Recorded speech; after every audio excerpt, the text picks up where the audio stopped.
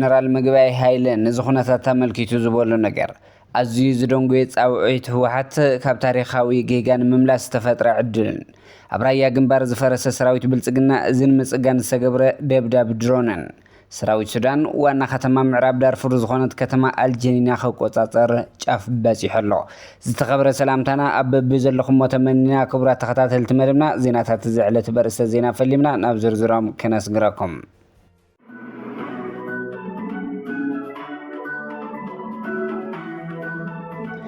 ዋና አዛዚ ግንባር ምዕራብ ጀነራል ምግበይ ሃይለ ስርዓት ብልጽግና ከይጠፈ ህዝብ ትግራይ በሰላም ክነብር ይኽእልን ይብል ዋና አዛዚ ግንባር ምዕራብ ጀነራል ምግበይ ሃይለ ስርዓት ብልጽግና ኣብ ትግራይ ብ2013-2014 ግዝ ጀኖሳይዳዊ ኩናት ከፊቱ ህዝቢ ትግራይ ንምጽናት ዝገበሮ ጻዕሪ ስለዚ ተሳኽዐሉ ድሕሪ ውዕሊ ሰላም ፕሪቶሪያ እውን ካብቲ ናይ 2013-14 ዝነበረ ኩናት ዘይናኣስ ግዝያዊ ምምሕዳር ሽፋን ተጠቒሙ ብዝኸፍአ ብምጽናት ኣብ ህዝብና ከቢድ በሰላ በፂሑ ኢሎ ጠቕላላ ኣብ ናይ መኸተ ዓቕምታት ፖለቲካዊ ስነ-ቁጠባዊ ሓድነትን መንነትን ከባቢያውነትን ካልኦት በተንቲ ተግባራትን ነዚ ተላእኽቲ ዝኾኑ ባንዳታት ብምውዳብ ብኣማይቲ ሚልዮናት ገንዘብ ወዲቦም ከጥፉና ተረባሪቦም ይብል ስርዓት ብልጽግና ንውዕሊ ፕሪቶሪያ ብዕላ ፍሪሱ ኣብ ቅልዑ ኩናት ንምእታው ሰራዊቱን ጋዕልጥቅ ገልጦምን ኣኽቲቱ ህዝቢ ትግራይ ንምጽናት ምድላው ወዲኡ ቃታ ምስሓብ ተሪፍዎ ኣሎ ይብል ጀነራል ምግበይ ሃይለ ስለዝኾነ ድማ ኩሉ ዓቕምታት ተጠቒምና ኣብ መቃብር ስርዓት ብልጽግና ህልውናናን ላዕላውነትናን መሰል ዓርሰ ውሳነና ንምርግጋጽ ኩሉ ትግራዋይን ፈታዊ ትግራይን ኣብ ጎኒ ናይ መኸተ ዓቕምታት ተሰሊፉ ብጽንዓት ክቃለስ ፀዊዑሎም ኣዝዩ ዝደንጎየ ጻውዒት ህወሓት ካብ ታሪኻዊ ጌጋን ምምላስ ተፈጥረ ዕድልን ይብል ህወሓት ኣብ ዝሰምናዊ መልእኽቱ ህዝቢ ትግራይ ነቲ ኣብ ልዕሊ ዝታወጀ ጀኖሳይድ ብጽንዓት ኣብ ምምካት ይርከብ ይብል ነቲ ዘይተረፈ ዓወት ብቐረባ ርሕቐት እናጠመተ ድማ ብዘላቕነት ህልውንኡ ንምርጋጽ ኣብ ዝውስን መድረኽ ኮይኑ ይረባረበሉ ኢሉ ነዚ ወሳኒ መድረኽ ብዓወት ንምዝዛም እውን ኣብ ሓደጋታትን ውፅኢታት ኣንፈቱን ብዕምቆት ዘትዩ ቃልሱ ኣጠናኺሩ ካብ ምዕዋት ወፃእ ካልእ ኣማራፂ ከም ዘይብሉ ኣብ መደምደምታ ብምብጻሕ ኣብ ውሽጥን ወፃእን ዝርከብ ህዝቢ ከም ቀደሙ ኣብ ሓደ ዕላማ ዓሲሉ ይቃለስ ኣሎ ህዝብና ፍትሓውን ዕላማውን ተሓንጊጡ ዘካይዶ ዘሎ ቃልሲ ብዓወት ዛዚሙ እታ ዝብህጋ ሰላማዊት ልምዕትን ዲሞክራስያዊትን ትግራይ ከም ዝሃንጽ ድማ ኣየጠራጥርን ይብል ጀኖሳይዳዊ ስርዓት ብልጽግና ነቲ ዘውፅኦ ትልሚ ብምብራዝ ህዝቢ ትግራይ ንምዕዋት ኣብ ውሽጢ ትግራይ ውሕዳት ከዳዓት ብምዕሳብ ዓቕሚ ትግራይ ንምብታን ክሰርሕ ጸኒሑ ኣሎ ዓቕምታት መኸተ ትግራይ እዚ ታሪኻዊ ክሕደትን ባንዳነትን ኣብ ታሪኽ ትግራይ ጸሊም ነጥብ ዝገድፍ ኣጋጣሚ ስለ ዝኾነ ብትዕግስትን ጥንቃቐን ከኣልይዎ ዘይተሓለለ ጻዕሪ ክገብሩ ጸኒሖም እውን ይብል ብሸነኽ ዓፋር ብተደጋጋሚ ኣብ ልዕሊ ሰላማዊ ህዝቢ ሰራዊት ትግራይ እንተኹሲ ከፊቶም ሕዚ እውን እቲ ነብሲ ወከፍ ትግራዋይ ብጸላእ ሰይሙ ከብርሰና ዝወፈረ ጀኖሳይዳዊ ስርዓት ብልጽግና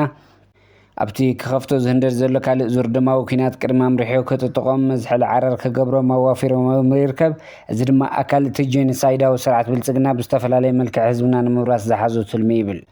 ዓቕምታት መኸተ ትግራይ ነቶም ኣብዚ ታሪኻዊ ጌጋ ዝተሰለፉ ተጋሩ ካብ ጌጋኦም ተጣዒሶም ናብ ህዝቦም ክምለሱ ተደጋጋሚ ጻውዒት ከቕርብ ጸኒሑ መቐጸልታት እዚ ጻውዒት ድማ መንግስቲ ትግራይ ነቶም ብዝተፈላለየ ምኽንያት ምስ ሓይልታት ፀረ መኸተ ትግራይ ተሰሊፎም ዘለዉ ተጋሩ ናብ ንበሪ ህይወቶም ክምለሱ ብካቢነ ወሲኑ መፈጸሚ መስርሕ ብምውፃእ ዕላዊ ገይሩ ነይሩ እዚ ጻውዒት ኣካል እቲ በዞም ከዳዓት ክጽሓፍ ዝድለ ዘሎ ታሪኻዊ ጌጋ ንምእራም ዝግበር ዘሎ ሕልፊ መንገዲ ዝኸደ ጻዕሪ ኢሉ ኣሎ ከምዚ ዓይነት ጻውዒት ኣብ 11 ሰዓት ዝተገብረ ጻውዒት እዩ ብተወሳኺ ከምዚ ዓይነት ጻውዒት ዝቐርብ ዘሎ ብትዕቢት ብዝተወጠረ ዝመስል ኣገላልጻን እቲ ነቶም ናብዚ ቦታ ክኸዱን ነዚ ስርዓት ዝጸልኡን ከም ዝገበረ ኣካል እንተይኮነ ከምዚ ምንም ጥፍኣት ዘይፈጸመ መቕሉል ኣካል መሲሉ እዩ ጻውዒት ዘቕርብ ዘሎ እዚ ድማ ብሓቂ ሓይሊ ትግራይ ክእክብ ካብ ምድላይ ዝብገስ ኣይመስልን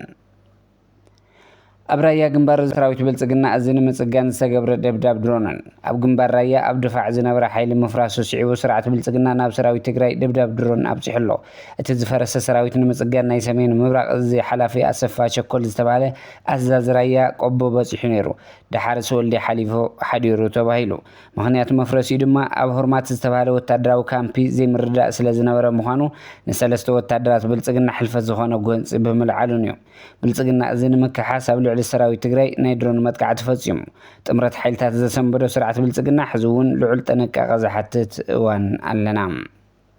ኣብ መወዳእታ ዜናና ሰራዊት ሱዳን ዋና ከተማ ምዕራብ ዳርፉር ዝኾነት ከተማ አልጀኒና ከቆጻጸር ጫፍ በፂሑሎም ንከተማ አልጀኒና ንምቁፅጻር 20 ኪሎ ሜትር ርሕቀት ዝተኸፍተ መጥቃዕቲ ሕመት ስዕረት ዝተጎልበበሉ ይብል ሚድያ አልሓዳስ ኣብዚ ዞባ ዝተፈጸመ መጥቃዕቲ 40 ወታደራዊ መኻይን ከም ዝተቃጸላን 30 ከም ዝተማረኻን ተገሊጹ ኣሎ ኣመራርሓ ጀኖሳይዳዊ ስርዓት ሕመት ከም ዝሞቱ እውን ተፈሊጡ ብወገን ምዕራብ ትግራይ ምትእኻብ ዘካይድ ዘሎ ጀኖሳይዳዊ ዕጡቕ RSF ኣብ ሱዳን ብተኸታታሊ ስዕረት ይግልበበሎ ምንጭ ሱዳን አልሓዳስ ጸብጺበላ ባርከስ ክቡራት ተኸታተልቲ መደብና ዜናታት ዝዕለት ኣብዚ ከሚትና ሰሰናይ ንዓኹም ሰላም ንዓኸ ትግራይ